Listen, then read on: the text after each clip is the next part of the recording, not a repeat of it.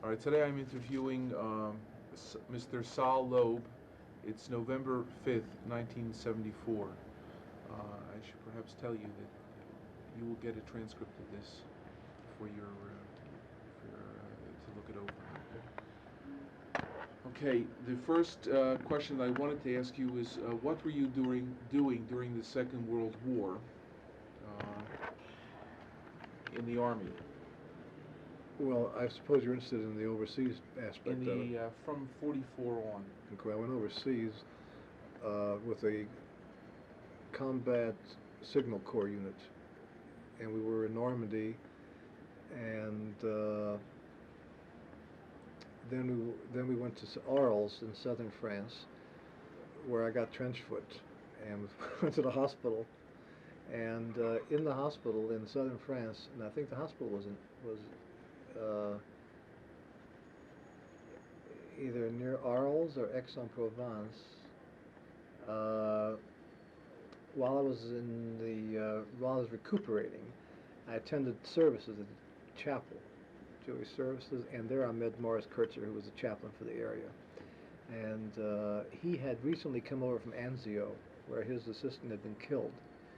And this was about the time of the Battle of the Bulge, to pinpoint it in time. And this was in December or January, or around thereabouts, and he got to know me and asked me if I would be interested in being his assistant when I got out of the hospital. And so I, of course, grabbed the opportunity, because otherwise it would have meant being thrown into the breach of the Battle of the Bulge. But I felt that he gave me, what he did is save my life. I've always felt that to this point too, because had he not asked me to go to Marseille and be his assistant, I would undoubtedly have been thrown from the hospital, not rejoin my unit, but they were sending you right into the Battle of the Bulge, give you a rifle and send you up front. So that's how, and then I became his assistant in Marseille. When exactly did you become his assistant? What time? This would be 1945. And what month? Well, during the Battle of the Bulge, it was Oh, okay. in the winter, or maybe winter 44, or I believe. All right, fine. Now, when was the first time that you, with Rabbi Kurtzer, encountered the DPs? I cannot pinpoint that, but I know that shortly after joining him, I don't know exactly, but we got involved with the Aliyah Bet because Marseille being a port, and also there was a camp established outside of Marseille, a refugee camp. And so... Do you remember the name, where it was? You know, I made a sentimental journey to Europe, and I visited all the places I was, where I was as a soldier, except southern France. That's my next trip. I will before I go, I know I can find it out, but offhand I can't remember. All right. Well, perhaps if I give you my address, you could send me the details. Didn't Kurtzer remember? He didn't remember everything. Really? Isn't it in his book? Well, I am getting his book. It must be in his book. Anyway, there was a camp established outside. Okay. Now, the camp ostensibly was established, if I remember correctly, to teach refugees how to fish. And under that cover, boats were obtained. Oh, this I didn't hear about. That's what I wanted. Okay, boats were obtained, and they were taken out to learn how to fish, and eventually the boats could keep going and not return. And I can remember very distinctly, there was one of the people involved with this operation from Israel. I can picture him today. At one time he unbuttoned his shirt, and he had thousands and thousands of dollars, which he was using to hire boats or buy boats. And I think these were Italian or Greek boats. And if I'm not mistaken, his name was Shimon Greenspan. That name... Shimon... I think he said it was Kohler. Kohler? Well, you know, it's a long time. No, I'm just wondering whether, you know... I don't know. I wouldn't quarrel. That name comes to my mind. Maybe I'm confusing things, but I can remember what he looks like almost. He was a thin man, about 5'8", a good-looking man. He must have been in his 40s at that time. There were many, but I remember him. I also, go ahead. No, go ahead. Another encounter with the refugees that I remember, and a story which was etched in my mind, is a ship was officially leaving Marseille to go to Palestine with refugees. This was an official transport. And it was under a British, the crew was British. And Kurtzer and I and the Catholic chaplain named Father Fay, whom I'm sure you mentioned, when I forgot our involvement with refugees, but I know that Father Fay arranged to get supplies from the army that we could distribute to the refugees. And I myself went and picked up soap, little bars of soap, and I don't know what else to take to the refugees. We drove up to the pier, and I remember going aboard the ship. And I went aboard the ship as the refugees were about to come on. They were just starting to come on. And it was a filthy ship. And I was standing next to someone, another American, I don't know who, and I said, "My God, it looks like a pigsty." And a British officer turned to me and said, "You should have seen it before the pigs got aboard." Those are the conditions under which the legal immigration left.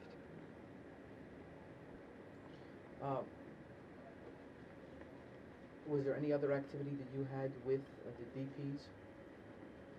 Ali Abed, which is illegal? I recall something to do with the Jewish Brigade people who came to Marseille. They were, as you know, a transport group came from Italy. I believe they were based in Italy, and some based in the north of Europe. They were clearing minefields, Belgium, right? And I was not very involved with that activity in Marseille. I remember in Nice having some contact with them. There was a synagogue in Nice where we met. But most of the activities there were not conducted by us. We sort of lent some support to the activities. Who did you support? These people who were running the Ali Abed operation from Palestine at that time. We either sent letters for them, received mail, I think, to some degree. But my own involvement in Marseille with refugees was not much more than what I just outlined to you. Mm-hmm. Any place else? Berlin. Berlin. This was at a later period. From Marseille, I went to Berlin, and I can pinpoint the time because from Marseille, I stopped in Paris on the way to Berlin, and while I was on the Champs-Élysées, the war with Japan and the war in the East ended. So the date that the war ended in Japan, that's the date I was on the Champs-Élysées, and the next day I was in Berlin, or the day thereafter. Now, I got to Berlin because, as I said, first I got to Marseille as a chaplain assistant through Kurtzer. When Kurtzer went back to the States, he was replaced by Isidore Breslau. So I was in Breslau's assistant in Marseille. Now, to what extent Breslau was involved with refugees in Marseille, I don't know. I don't think it was terribly much, really. There weren't many, but then Breslau was then sent to Berlin. They asked me if I'd like to go to Berlin with him. I said, yes, I would. So I think he preceded me to Berlin, and then his replacement was Abe Hazelcorn in Marseille. So I met Hazelcorn briefly. I think this is the sequence. Yeah, I think that sounds right. And then I went to Berlin and I joined Breslau. He was assigned to the Office of Military Government, U.S. It was the umbrella organization for the American occupation forces in Europe, chief of which was General Clay, Lucius Clay. At that time, things were pretty much in disorder. For example, when I got off the plane at Tempelhof, there was nobody to meet me, or nobody knew where I was supposed to go. I didn't know where anybody was, and I hitched a ride to headquarters and asked for where the chaplain's office was. Nobody knew. It was getting late, as a matter of fact, and I didn't even know where to sleep, so one of the guys said, you can go in. This was the headquarters. You can go in there and find a place to sleep. It's okay with me. I went to sleep at night, and I woke up in the morning. I found that I was sleeping on the couch of General Clay's office. That's how things were totally disorganized. And it so happened that the chaplain's office was in a house right across the street from this headquarters. And in this office is where the chief chaplain, Lieutenant Colonel Wilson, was the commanding chaplain, and Breslau was a Jewish chaplain. He was a captain, and I was Breslau's assistant. And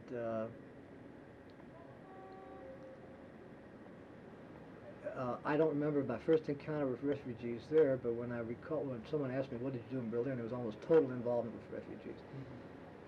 It began shortly after I came there, and it got to a point where I'd say 98% of my time was involved with refugees. And As Breslau's assistant? well, as an assistant, working with the United Jewish Appeal people, working with Aliyah Bet. Now, in the course of time, I remember Ruth, whose father was professor of Hebrew at the Hebrew University, Ruth Klausner. Is that correct? Professor Klausner. There is a Bible. All right, he had a daughter named Ruth who was there, and she primarily rescued children. Okay, but now, to skip a little time from Breslau's leaving, now I was with this is called AMGUS, Office of Military Government, U.S., the sort of Supreme Allied Headquarters. Breslau was assigned to that unit. I don't have a clear recollection of involvement with refugees to a great extent at that point. Yeah, what year was that? Huh? What year are we talking about? We're talking about 45. 45 still, okay. I do recall that a refugee camp was established in West Berlin, and the head of it was a guy by the name of Fishbein, whose brother was the AMA Fishbein. And everybody knows that, but what was his Harold name? Fishbein. Oh, Harold Fishbein. Okay. I wouldn't swear to it, but I think his name was Harold. Or maybe Harold was the doctor. Anyway, he was not an American employee, he was a UN employee. Or what was it? UNRWA. UNRWA employee, as head of that camp in West Berlin. Do you remember the name of the camp? I guess we called it the UNRWA camp, but did it have a name? Did anybody mention a name? No. I don't recall a specific name, but this is where the refugees were housed. And the way they got to this place primarily was by telling the interviewing officers, wherever they were, the UNRWA people, that they were from West Germany. Because most of these people, of course, were from Eastern Europe. They were Polish, Lithuanian, Russian.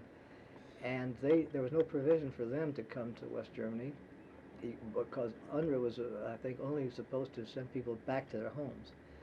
So these people would all say they came from Munich, it'd been on Münchener or whatever, and Berlin was a way station for them either to get to, well, they hoped to get to West Berlin ultimately, but they had to get to Berlin first because of transportation. Well, they got to the UNRWA camp, and this is where Fishbein was in charge of the UNRWA camp, and conditions were not good there. They felt Fishbein was unsympathetic to the Jews. There were meetings and protest meetings. Do you remember specific incidents? I remember there being such meetings, and I remember discontent. Some for good reasons, some perhaps really without good reason. That Fishbein perhaps couldn't do more than he did. I don't know. But I had the feeling myself, and I think about it even now, that Fishbein was not overly sympathetic. I tended to agree with the attitude that he was not overly sympathetic. Perhaps he couldn't have been. I don't know what his. I was my subjective judgment then, still is today. In other words, today when I recall Fishbein, I don't think of him with a great deal of sympathy. I understand. Now, how would you characterize the role of the chaplains during that period of time? I would characterize them perhaps almost in two camps, the Jewish chaplains. There were those I felt who genuinely and unselfishly, completely dedicated themselves to doing what they can to help the refugees. Lishma, really. There were those who did it for self-aggrandizement and glory, because Berlin was the place to be. It was the most publicized spot in all of Europe. It was where the highest headquarters came. It was where all the reporters and news media were reporting from. And it was a great opportunity for someone to get an audience, and sort of enhance his career. and I felt that there was some of that. Would you like to elaborate exactly who you felt was in that case? No. Off the record? Off the record, I would. All right. I don't want to be guilty of telling you more than you want to know. I want to know everything. Well, I can tell you a lot, because this is the first time that anyone ever sat down to ask me about it. Okay. Now, we were talking about the type of chaplains that you were dealing with. You worked with Kurtzer and with Breslau and with Schubo. And there was another one that came after.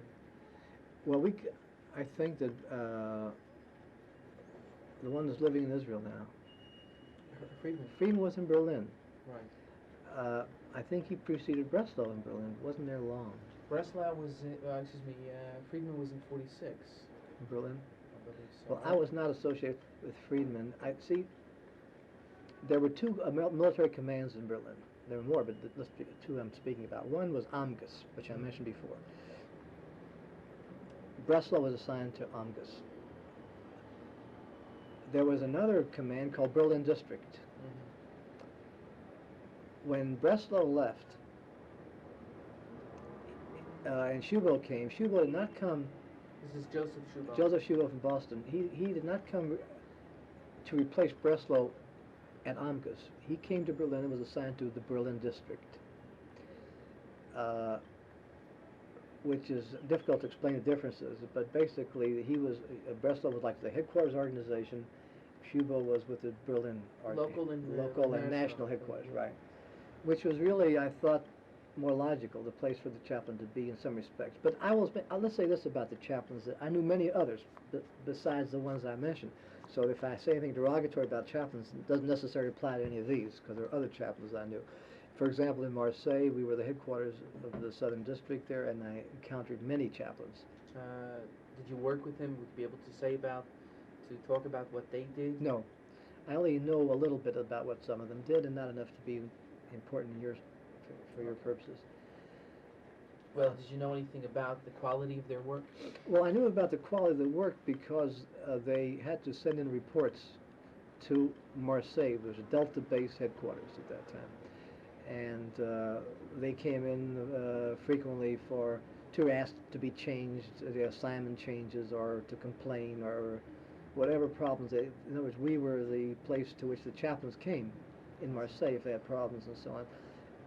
And they also filed reports about their activities, and yes, I was able to make a judgment about them, but not so much in relationship to their work for the refugees, but as chaplains in the army. Yes, some of them were ineffectual, some were effective. Well, a lot of the chaplains that work with the DPs, for instance, were pretty lousy chaplains. I don't mean in terms of administering to the needs of the American soldiers, but they were really. Well, in Marseille, it didn't apply. In Marseille, at that time, when I was in Marseille, you had the time which a chaplain could devote effectively to refugees was very small because there weren't many around, and it wasn't really in the area, and so you'd have to go far afield to do any good, and it has not developed at that point.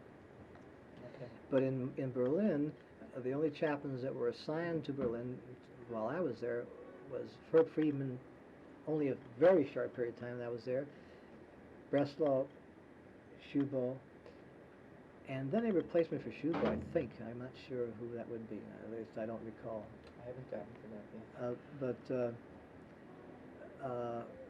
their effectiveness, I'm not judging in terms of effectiveness of the troops, because in Berlin, it was a situation whereby the total effectiveness of the chaplain was in relationship to how much he helped refugees. There was no other standard of measurement, because all the Jewish troops who would have come to services and would have participated in chaplains' activities were themselves involved in helping the refugees. So that how did this work out? Did the chaplains initiate this DP activity and then bring along the GIs? Perhaps in some instances, but in many instances, the GIs themselves who were there before us were already involved. There were soldiers I met. I don't remember their names, but there were those I met who had already been working with refugees all along.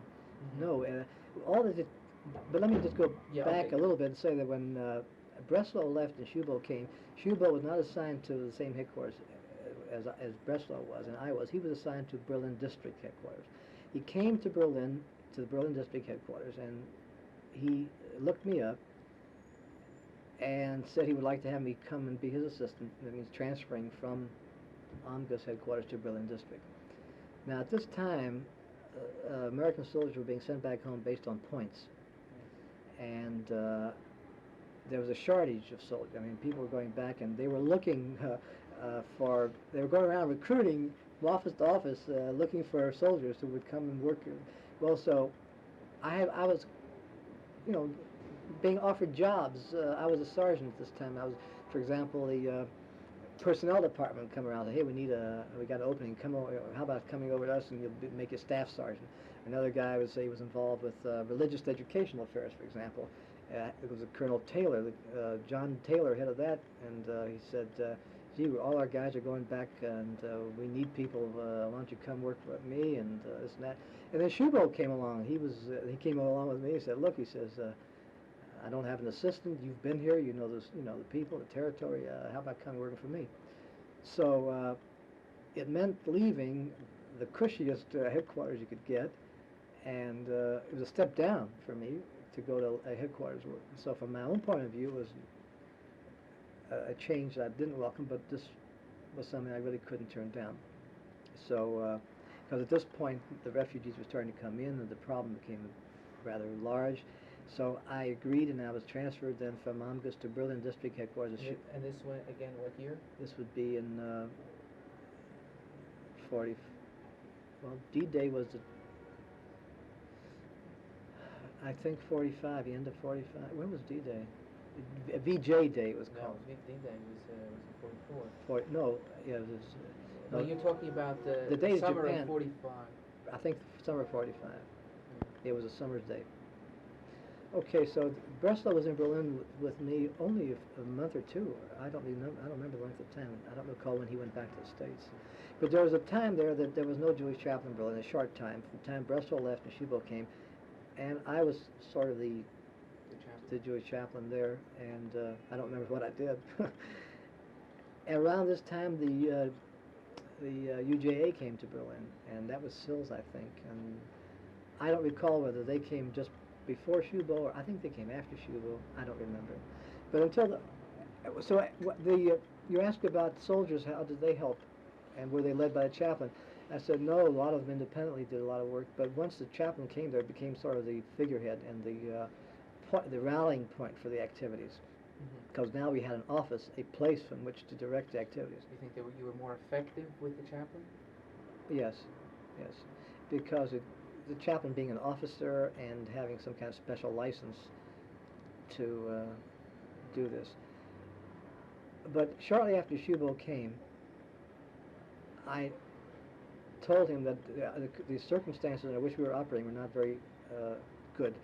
There was a house there, like a brownstone, and on the ground floor were offices there. You know, there was a reception area in the living room, and then there were a couple of rooms off that where there were Chaplain Wilson, the Protestant chaplain, and I just think that there was just that chaplain and Breslau.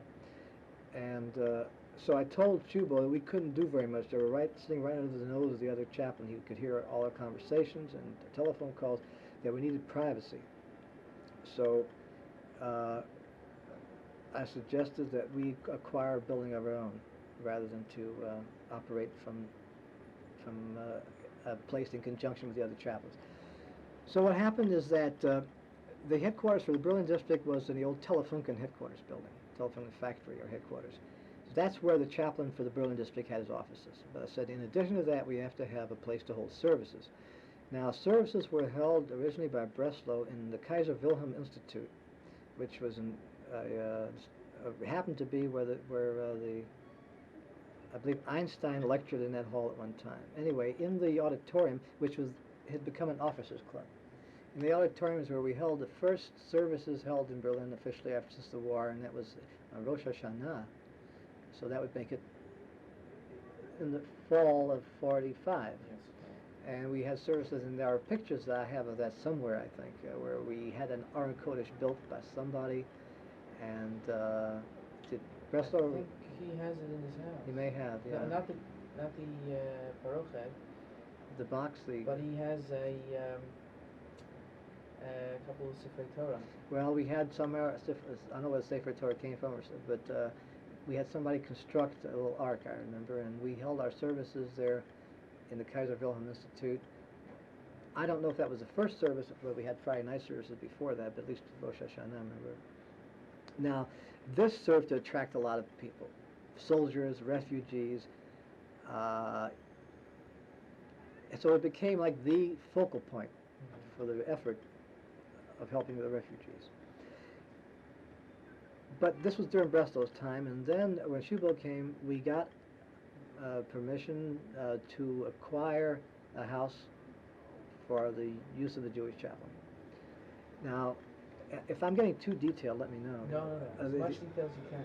Okay, it was another interesting thing. It just occurred to me that the name of the section where we picked the house was Dahlem, which was in the American zone. And in Dahlem, on Unter den Linden. No, wait a minute. Unter den Linden is downtown Germany. It's Unter den Eichen. And I believe the address is 118. I know the house. I visited there about 4 years ago. The house is still standing. It's Unter den Eichen, and this is the main road through Dahlendorf. And the reason I picked this particular house, because being on the main road, it was natural for people to pass through, rather than pick a... In other words, there were a lot of requirements for such a house. It had to be private, yet it had to be not so private that someone going there would arouse suspicion, or could be spied upon easily. You were concerned about who? The Russians. I see. So the house I picked fortunately turned out to be ideally suited for the purpose. Now, you know, at this time, American soldiers or American Army had the right to requisition just about anything without any questions. I, however, knew that there were a lot of good Germans as well as a lot of Nazis, and so I went to the office, either the CIC or CID, and I got names of Nazis, of former Nazi homes in this area, and I went around looking like a real estate agent. I had a car, and I went around looking, and I found this house would belong to a former, I think, a vice president of Seaman, who built a concentration camp ovens. It was what you might call an estate, although it was situated. I can draw a diagram to indicate to you why this house was ideal. This is, for example, it fronts on Unter den Eichen. But the entrance was not off into the Eichen. The entrance was in the back. So somebody coming in the driveway would drive in and park in the back. So the natural entrance is back here. So I felt that afforded us unusual privacy too. This is where the house was built. So I went through the legal steps, whatever they were at that time, which were nominal, to acquire the house. And all it required is my going in there with perhaps someone else, an MP, or you know, we were required to carry weapons, so we got a gun. So I went into the house. I don't believe Shubal was with me. There were probably one of the Jewish guys from the CID or something came with me. I don't recall. We went into the house. I looked it over. There was a girl there, I remember, and a woman. And I told them I'll take the house, and they pleaded, of course, that they were not Nazis. And I knew beforehand, before I went there, that the man had been. Yeah. And when later on, in going through things in the house, I found all kind of records of Hitlerjugend, and there's no question that these were actively involved in the Nazi Party. So, you know.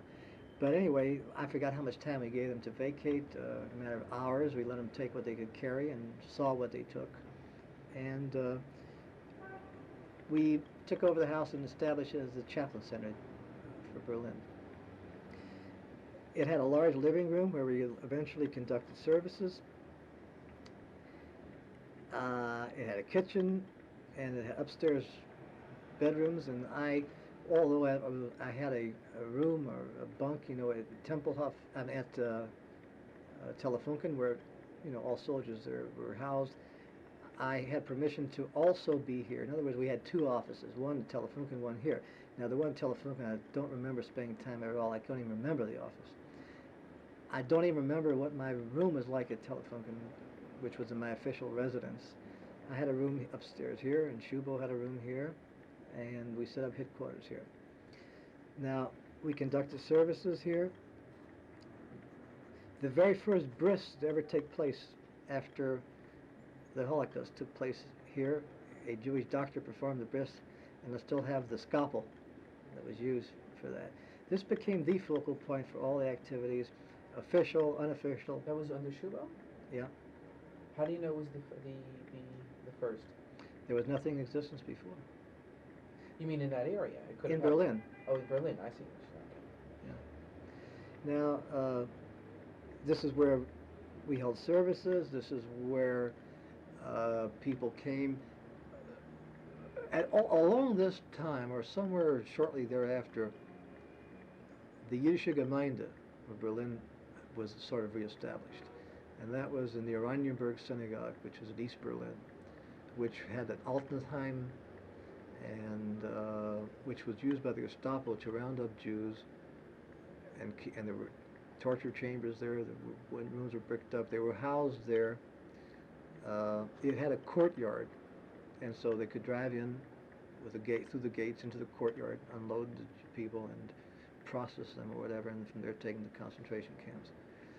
But now that was the Yiddish Gemeinde, but now, as people came back to Berlin, they went back into the buildings that they knew, and this was one of them. So that this became a headquarters too, but it was in the Russian city, part of the city. While we had free access to go and come, we did not feel completely free because we were under the eyes of the Russians all the time. As a matter of fact, the head of the GPU in Berlin at this time was a Jew who was later killed by the Russians. I cannot recall his name, but I possibly could. I knew him. I met him. There was a section in Berlin that had one time been the Jewish section where there was a wedding one night. No. And I met him. He was at the wedding. He was a podpolkovnik, a lieutenant colonel, big, looked like Hermann Goering, shaved head. And I saw him on the street a few times with his Russian machine gun guards around. And he was Jewish, but I didn't know how much we could trust him. He didn't speak to me. We got drunk one night together and slapped each other all over the back, but I was on my guard all the time, and I'm sure he was too. So while the Oranienburg Synagogue served as another headquarters, a meeting place, it was not a very free and easy and open one. So a lot of them would come from there. The main purpose it served as a point to reunite families. They published lists of refugees. Now, who did that? The Yiddish Gemeinde people. Did they need your help? Oh, they needed our help for certain things, yes. For example, there was no civilian mail. Right. So we would send letters and receive letters, and it got to the point where I would go to pick up my mail with a car, with a truck, a 3/4-ton truck, and pick up 30, 40 bags of mail. Now, this was illegal. You were not supposed to do that. We encountered problems. The head of the G1 in Berlin was unsympathetic to us. Now, this is during... American officer. No, but this is during what period again? During this period, 45, late 45, early 46. They felt the situation got out of hand, that they would turn their backs on some degree, but I don't know exactly what was involved, but I personally suffered because of this. Why? What happened? We had somehow or other picked up a young refugee boy, orphan, I guess, named Davy, who lived in our house with us. He was 12 years old or so, who was in a concentration camp. His family had been killed. We picked him up as sort of a mascot. And he ran errands, he did things, we gave him a home, we fed him, and we had a little uniform made for him. And so he was very conspicuous, being very bright, cute little young fellow who learned English quickly. And on one of my trips to requisition some materials for this house, we needed beds and we needed other things, Again, I got a list of German Nazis, and to avoid taking things from people who were not Nazis. And one place I went to requisition things was this apartment in Berlin where an old elderly man and woman lived, and little Davy. I don't believe I took anything from that apartment. I don't think I found what I was looking for, but he picked up a cigar box that had some old stamps in it, or trinkets or something, and he took it.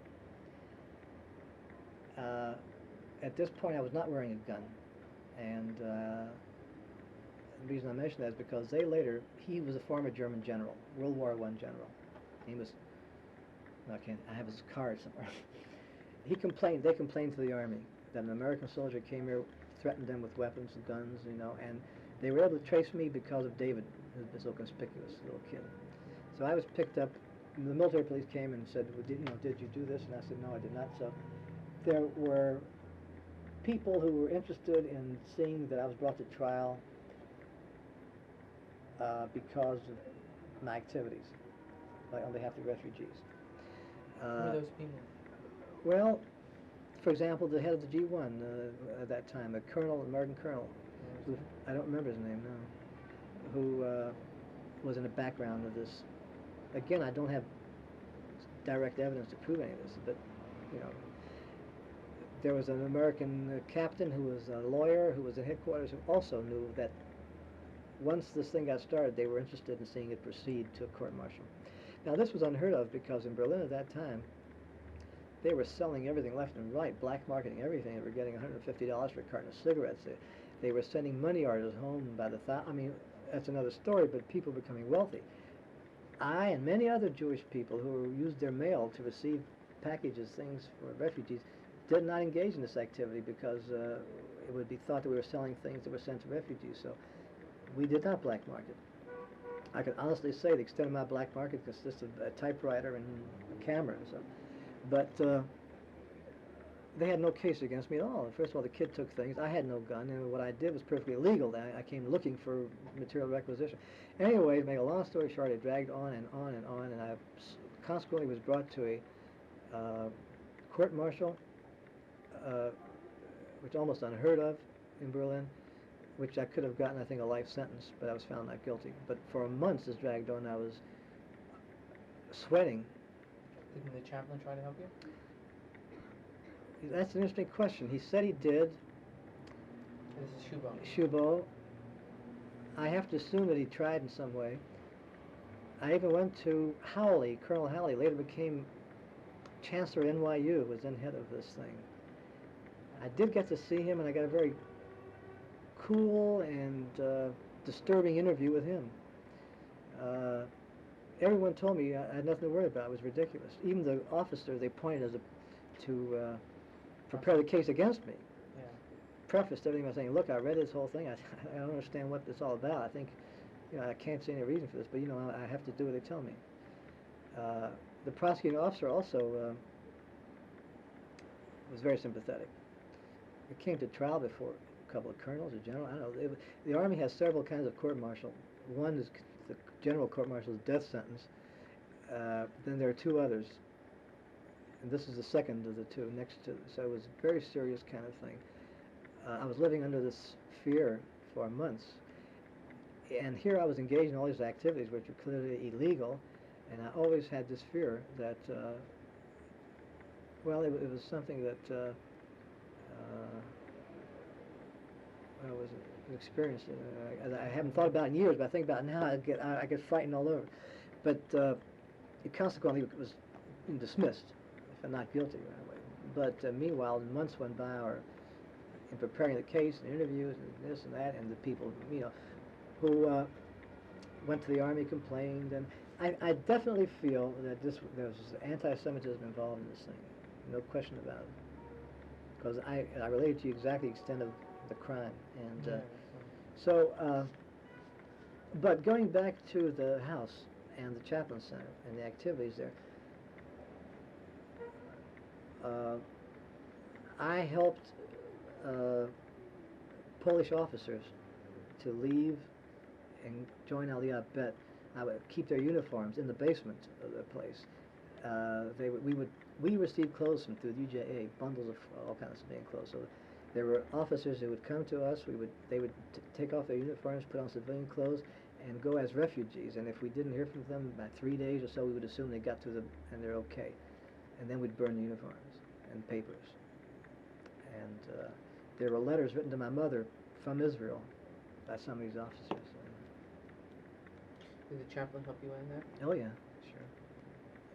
They were all involved in this thing. Not only the chaplain, not only I, but many soldiers who were in Berlin participated to whatever degree they could, providing transportation, providing food, getting mail, sending mail. So before the chaplains were involved in this, it was kind of a spontaneous thing. Yes. And the chaplains organized it. Well, it wasn't limited to the chaplains. There were many still on their own doing this. Now, we were talking about effectiveness at one point. We didn't get to... I think the effectiveness of a chaplain in this thing was governed by a lot of considerations. How willing he was to stick his neck out. How willing were they? The ones that I knew were willing, yes, they did. You're talking about Kurtzer and... Kurtzer and Shubo and Hazel Karn. Shubo was willing to? Yes. Oh, yes. If to not have done so would have probably scarred these people for life. I mean, there was no alternative. Aim bring her out here, you know. Now, we also said something about that you saw that some of these chaplains were using it as a stepping stone. Well, Berlin was a very glamorous place, I said before, and there were people who would come to Berlin from the United States. Wahrhaftig came to Berlin for the traveling for the UJA, I think. Yeah, I remember I He's written a book about it. Has he? Well, in fact, I hosted Wahrhaftig and provided him with kosher food, UJA food. Well, you know, we received the canned kosher food, Jewish Welfare Board stuff. So, and I provided him with his kosher food while he was in Berlin.